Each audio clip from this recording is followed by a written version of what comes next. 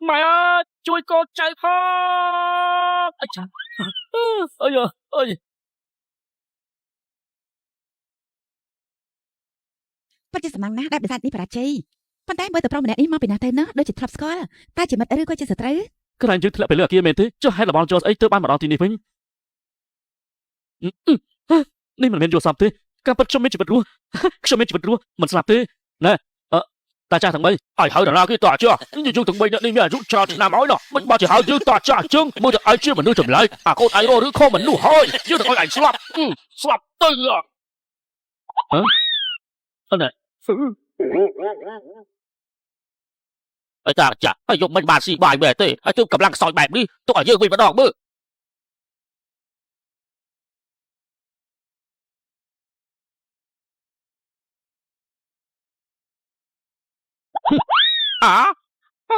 អាវុធរបស់យើងជាអាវុធទេពមានអាយុកាលរាប់រយឆ្នាំនេះអាចជាមនុស្សឬក៏ជាខ្មោចទៅអាវុធទេពខ្មោចយល់ស្អីសិតតែអាយុកាលរាប់រយឆ្នាំទាំងអស់នេះសិតតែជារបស់សម្ដែងទេមើលទៅលោកនិយាយល្ងីល្ងើហើយសុំទោសលោកនៅក្រុមសម្ដែងណា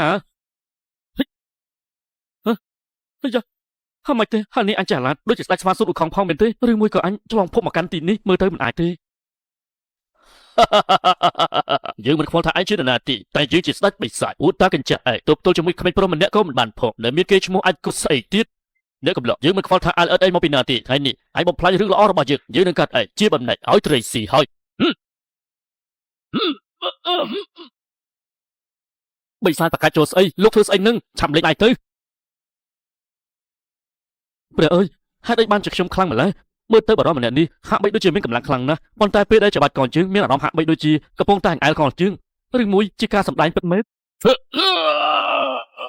ណែកញ្ចាស់ក្បាលហើយនៅលេងចឹងទៀតមែនទេល្មមទៅវត្តទៅវ៉ាហើយ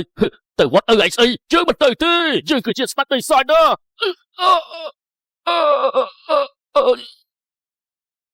អរគុណប្រតិចារណាដែលបានប្រយុទ្ធជាមួយអាបិសាចនេះខ្ញុំមើលតែលោកមិនមែនជាសត្រូវទេគឺជាមិត្ត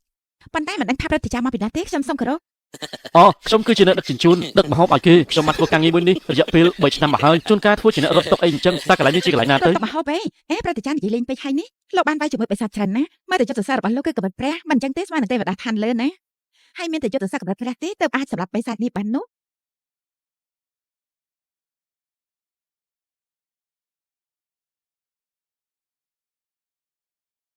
អាបិសាចនេះឈួតហើយប្រតិចារលោកប្រចាំផងយើងប្រាប់ហើយតើឲ្យទៅវត្តមិនព្រមទៅវត្តទេជួយផង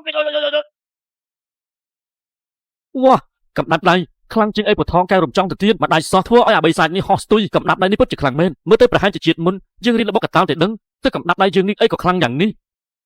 មិនត្រូវទេបើខ្លាំងបែបនេះហេតុអីបានធ្វើជាអ្នកដឹកជញ្ជូន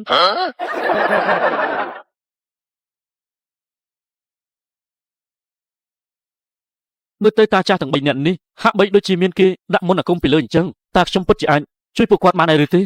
មិនខ្វល់ទេសាកមើលសិនហិច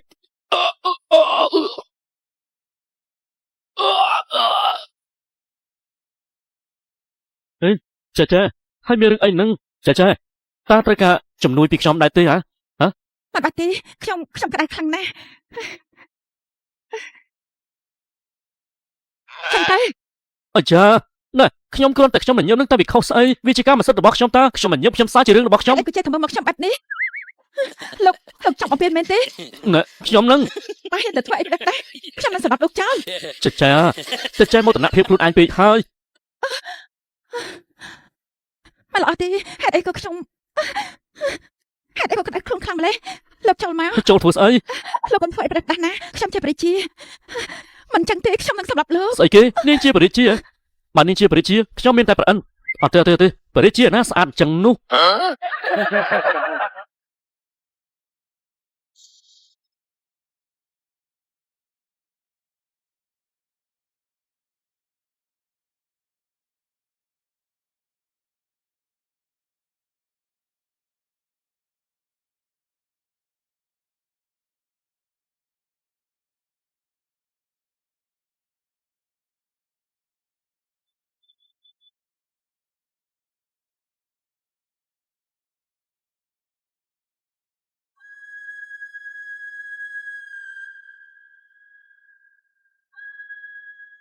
មិននឹកស្មានថាឆ្លងភពលើកដំបងបើជាជួបស្រីស្អាតស៊ីខ្លួនគេព្រីព្រីបែបនេះសោះមិនអាចចោលនាងបានទេខ្ញុំសាងហ្វាន់ជាកពូលបរោះស្មោះស្នេហ៍ត្រូវតែទទួលខុសត្រូវចំពោះនាងអាយ៉ាខ្ញុំទៅរកនាងសិន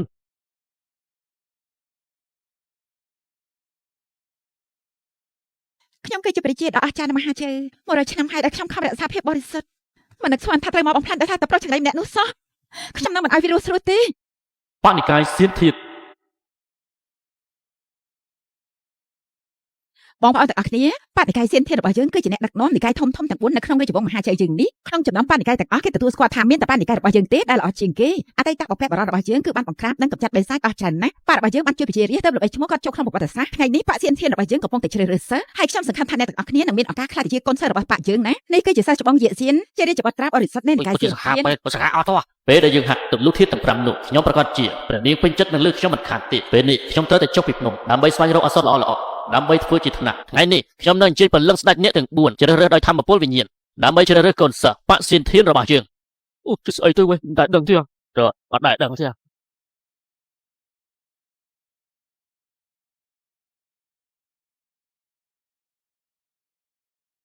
ព្រលឹងនេះទាំង4ត្រឡប់មកវិញហើយសូមទាំងអស់គ្នាអើមគោរព សូមគោរពពលឹងស្ដេចអ្នកទាំង4សូមគោរពពលឹងស្ដេចអ្នកទាំង4 ឯងពិតជាក្លាហានណាស់នៅចំពោះព្រលឹងនេះទាំង4ឯងមិនលត់ជង្គង់ឯងចង់ស្លាប់មែនទេ ជង្គង់មាសរបស់ខ្ញុំសៅហ្វានលូតជង្គង់បានទៅលើមេឃដីនិងឪពុកម្ដាយតែប៉ុណ្ណោះចំណែកឯអ្នកដទៃនោះគឺខ្ញុំមិនលូតជង្គង់ទេ ទីលាននេះទាំង4គឺជាកន្លែងស័ក្តិសិទ្ធិដែលបុព្វបុរសរបស់យើងកំចាត់បិសាចឯងគ្រាន់តែជាមនុស្សធម្មតាម្នាក់ហ៊ានមើលងាយមិនគ្រប់ផងហ៎ពេលនេះតើឯងព្រមលុតជង្គង់អត់ ឯណាពលឹងនាគនោះនៅណាមើលសុំមើលបន្តិចមើលនេះមែនទេដែលពលឹងនាគនោះមើលនេះអីអាយ៉ាគេធ្វើបាក់បាក់ហើយត្រូវធ្វើបាក់បាក់ហើយ ឯងចង់ស្លាប់មែនទេហ៊ានបំផ្លាញវត្ថុស័ក្តិសិទ្ធិរបស់យើងផង អើសត្វសមុទ្រឯងហ៊ានបំផ្លាញវត្ថុស័ក្តិសិទ្ធិរបស់បាក់របស់យើងផង